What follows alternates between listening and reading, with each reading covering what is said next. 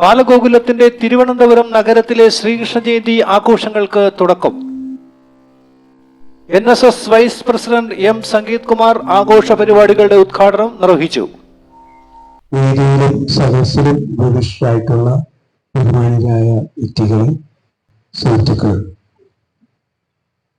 ശ്രീകൃഷ്ണ ജയന്തി ഈ വർഷത്തെ ആഘോഷങ്ങളുടെ തിരുവനന്തപുരം മഹാനഗരത്തിന്റെ ഔപചാരികമായ ഉദ്ഘാടനമാണ് ഇന്നിവിടെ നടക്കാൻ പോകുന്നത്. നമുക്ക് ഏവർക്കും നമ്മുടെ എല്ലാം ഇഷ്ടദേവനാണ് ഭഗവാൻ ശ്രീകൃഷ്ണൻ.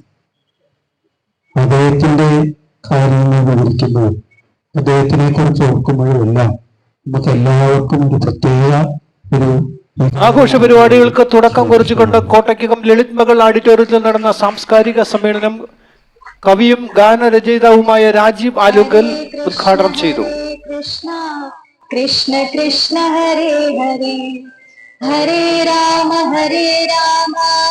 രാമ രാമ ഹരേ ഹരേ ഹരേ കൃഷ്ണ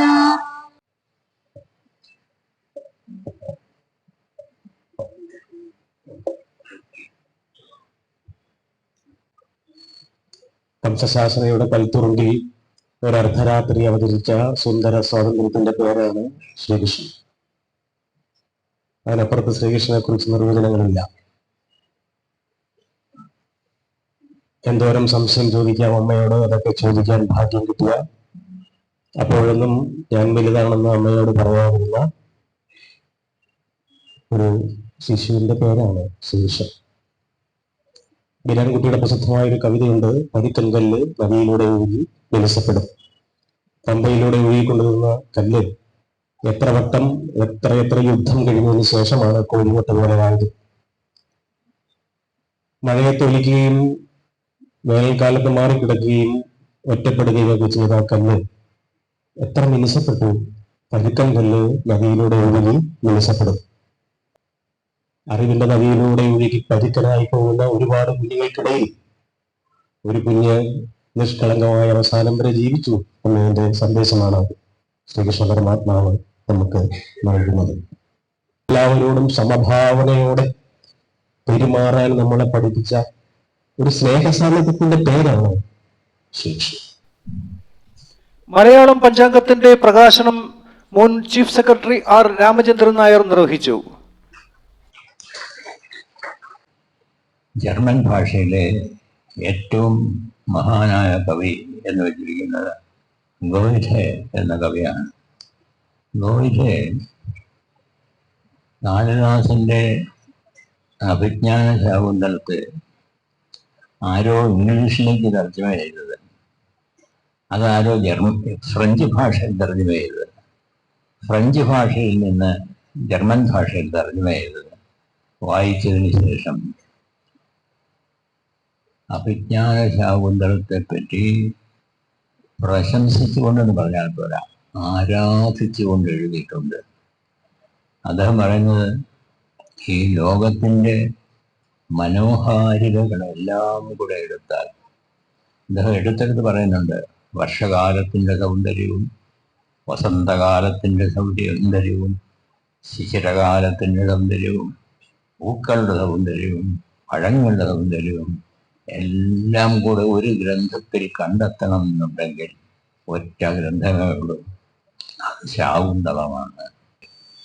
വിശ്വ മഹാകവികൾ ഒരാളാണ് ഗോയിഥെ. ജർമ്മൻ ഭാഷയിലെ ഏറ്റവും വലിയ കവിയാണ്. അദ്ദേഹം പറഞ്ഞു, ഇത്രയും മേന്മയുള്ള ഒരു കൃതിയേ ഉള്ളൂ, അത് കാളിദാസന്റെ ശാകുന്തളമാണ്.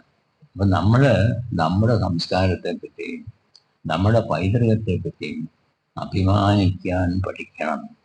ആ അഭിമാനം നമ്മുടെ പുതിയ തലമുറയ്ക്ക് ഉണ്ടാക്കി കൊടുക്കുന്നതിനുള്ള ഒരു പരിശ്രമമാണ് ബാലഗോകുലം നടത്തിക്കൊണ്ടിരിക്കുന്നത്.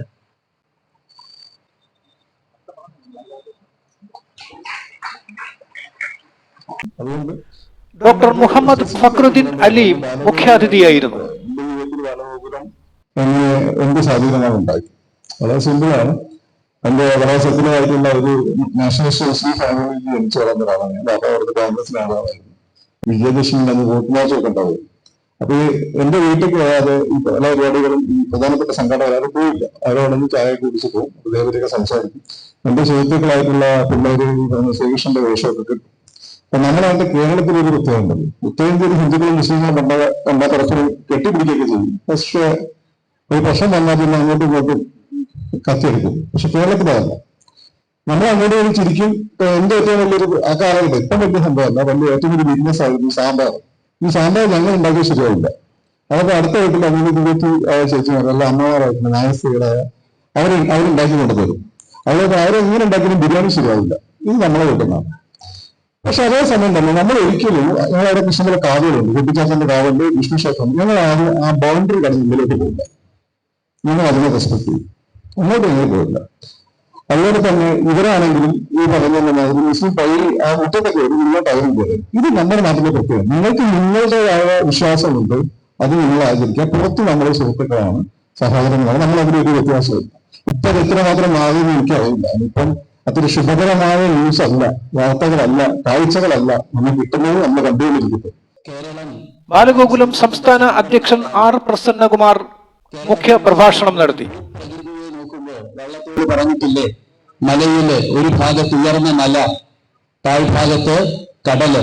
അങ്ങനെ മലയിൽ തലയും വെച്ച് കടലിലേക്ക് കാലും നീട്ടി കിടക്കുന്ന കേരളത്തെ പച്ചയാം ഉരുപ്പിട്ട സഫ്യയിൽ തലവെച്ചും സ്വച്ഛാപ്പു മണൽ കിട്ടാൻ പാദോപധാനം വീണ്ടും എന്ന് വർണ്ണിക്കുന്നത് ഒന്ന് ശ്രദ്ധിച്ച് തിരുവനന്തപുരത്തുകാരെന്ന് നോക്കിയാൽ ശ്രീപത്മനാഭനെ കാണാൻ പറ്റില്ലേ? മലയിൽ ഇങ്ങനെ കയ്യും വെച്ച് കടലിലേക്ക് കാലും നീട്ടി കിടക്കുന്ന ആ കേരളത്തിന്റെ ഭൂപ്രകൃതി തന്നെ പത്മനാഭനാണ്. പത്മനാഭന്റെ മണ്ണാണ് കേരളം.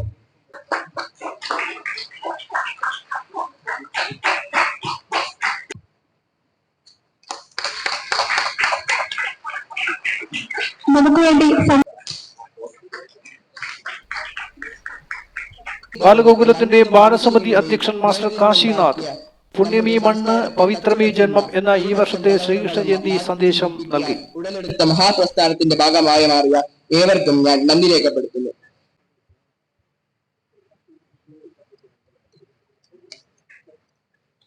വാർഡ് കൗൺസിലർ ജാനകി അമ്മാൾ ആശംസകൾ നേർന്നു. വളരെ കഠിന ശ്രമം തന്നെയാണ് നമുക്ക് നടത്തേണ്ടി വരുന്നത്.